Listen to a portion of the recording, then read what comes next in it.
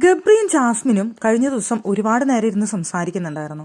അവിടെ ഫാമിലിയെക്കുറിച്ചൊക്കെ സംസാരിക്കുന്നുണ്ടായിരുന്നു. ഗബ്രി ജാസ്മിൻ്റെ അടുത്ത് പുറത്തിറങ്ങിക്കഴിഞ്ഞാൽ നിനക്ക് ഏറ്റവും മുഖ്യം നീ ആയിരിക്കണം, നിന്റെ കാര്യം നീ തന്നെ വേണം തീരുമാനിക്കാനായിട്ട്. പിന്നെ നീ പ്രയോറിറ്റി കൊടുക്കേണ്ടത് നിന്റെ ഫാമിലിക്ക് മാത്രമാണ്, ബാക്കി ആർക്കും പ്രയോറിറ്റി കൊടുക്കേണ്ട ആവശ്യകതയില്ല. ഫാമിലി എന്ത് പറയുന്നോ അതനുസരിക്കുക. അവർ നിന്റെ നല്ലതിന് വേണ്ടി മാത്രമേ എന്തും പറയൂ. അപ്പോൾ അത് നീ അനുസരിക്കുക. ആരെന്ത് പറഞ്ഞാലും അത് മൈൻഡ് ആക്കണ്ട എന്നൊക്കെ അവിടെ ജാസ്മിൻ്റെ അടുത്ത് ഗബ്രി പറയുന്നുണ്ട്. കൂടാതെ ഒരു വാക്കുകൂടി അവിടെ ഗബ്രി പറയുന്നുണ്ട്, ഇനിയിപ്പോൾ ആരൊക്കെ നിന്റെ കൂടെ നിന്നില്ലെങ്കിലും ആരില്ലെങ്കിലും ഞാനുണ്ടാകും കൂടെ എന്നൊരു വാക്കുകൂടി ഗബ്രി കൊടുക്കുന്നുണ്ടായിരുന്നു. പിന്നെ ഗബ്രി പറഞ്ഞ മറ്റൊരു കാര്യം എന്ന് പറയുന്നത്, ഇത്രയും നാളും അതായത് പുറത്തിറങ്ങിയതിന് ശേഷവും എന്തൊക്കെ ഉണ്ടായിട്ടുണ്ടോ അവിടെ എല്ലാം നിന്റെ കൂടെ ഞാൻ നിന്നിട്ടുണ്ട്, ഇനിയും ഞാൻ നിന്റെ കൂടെ തന്നെ നിൽക്കും, അക്കാര്യത്തിൽ നിനക്ക് യാതൊരുവിധ സംശയവും വേണ്ട എന്നൊരു കാര്യവും അവിടെ ഗബ്രി ജാസ്മിൻ്റെ അടുത്ത് പറയുന്നുണ്ടായിരുന്നു. പിന്നീട് രാത്രി ലൈവില് യമുനയും ശരണ്യയും ഗബ്രി ജാസ്മിൻ ബന്ധത്തെക്കുറിച്ച് സംസാരിക്കുന്നുണ്ട്. ശരണ്യ വളരെ ചീപ്പായിട്ടുള്ള അവരുടെ റിലേഷൻഷിപ്പിനെയാണ് അവൾ ചോദ്യം ചെയ്തുകൊണ്ടിരിക്കുന്നത്. ശരണ്യ പറയുന്ന ഇവർക്ക് എന്താണ് ഇങ്ങനെയൊക്കെ കാണിച്ചു കൂട്ടുന്നത് എന്നാണ് ശരണ്യ അവിടെ ചോദിച്ചുകൊണ്ടിരിക്കുന്നത്. കൂടാതെ ശരണ്യ പറയുന്ന മറ്റൊരു കാര്യം കൂടിയുണ്ട്, ഗബ്രി ജാസ്മിൻ്റെ അടുത്ത് നിന്ന് ഇപ്പോൾ അകലം പാലിക്കുന്നുണ്ട്, ഗബ്രി ഒറ്റയ്ക്ക് പോയിരിക്കാനായിട്ട് ശ്രമിക്കുന്നുണ്ട്, ഗബ്രിക്ക് എന്തോ ഇഷ്ടപ്പെടാത്ത ഒരുപാട് കാര്യങ്ങളുണ്ടെന്ന് തോന്നുന്നു എന്നവിടെ ശരണ്യ പറയുന്നുണ്ട്.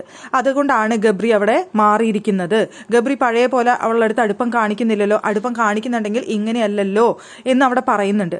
എന്നിട്ടും യമന പറയുന്നുണ്ട്, എനിക്കും തോന്നുന്നുണ്ട് പക്ഷെ എനിക്ക് അറിയില്ല എന്ന് യമന പറയുമ്പോഴും ശരണ്യ അവിടെ പറയുന്നത്, അവർ തമ്മിലുള്ള സാധാരണ ഇങ്ങനെയാണോ, അല്ലല്ലോ, ഇപ്പൊ വന്നതിന് ശേഷം അവർ ഡിസ്റ്റൻസ് കാണിക്കുന്നില്ലേ, ചേച്ചി നോക്ക് എന്നൊക്കെ ശരണ്യ അവിടെ പറയുന്നുണ്ട്.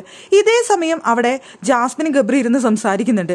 ജാസ്മിനും ഇതേ കാര്യം തന്നെയാണ് ഗബ്രിയുടെ അടുത്ത് പറയുന്നത്, നീ എന്നിൽ നിന്ന് ഡിസ്റ്റൻസ് പാലിക്കുന്നു, അല്ലെങ്കിൽ ഞാൻ അടുത്തേക്ക് വരുമ്പോൾ നീ പോകുന്നു എന്നൊക്കെയുള്ള വിഷമങ്ങളാണ് അവിടെ പറയുന്നത്.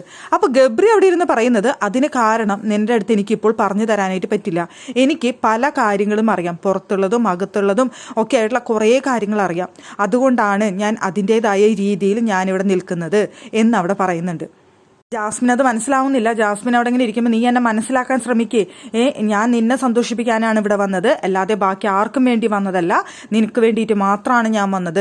പക്ഷേ എനിക്കിവിടെ നിൽക്കേണ്ട രീതിക്ക് എനിക്ക് കുറച്ച് കാര്യങ്ങളുണ്ട്, അത് നീ മനസ്സിലാക്കണം, എൻ്റെ സിറ്റുവേഷൻ നീ മനസ്സിലാക്കണം എന്നൊക്കെ അവിടെ ഗബ്രി പറയുന്നുണ്ട്. എനിക്ക് തോന്നുന്നു ശരണ്യരെ തെറ്റിദ്ധാരണയാണെന്നാണ് എനിക്ക് തോന്നിയ ഒരു കാര്യമെന്ന് പറയുന്നത്, അവർ തമ്മിൽ അകൽച്ചയുണ്ടെന്നുള്ളത്.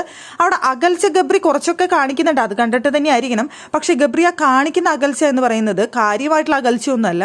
അവിടെ പ്രേക്ഷകർ കാണുന്നുണ്ട്, ഇതെല്ലാം വിലയിരുത്തുന്നുണ്ട്, എല്ലാം ഈ ഫിനാലെ വീക്കിൽ കൂടുതൽ ബോറാവാനായിട്ട് പറ്റില്ല എന്നുള്ളത് കൊണ്ട് ഗബ്രി അത് ശ്രദ്ധിക്കുന്നുണ്ട് എന്നുള്ളതാണ് യാഥാർത്ഥ്യം, അല്ലാതെ മറ്റൊന്നുമല്ല.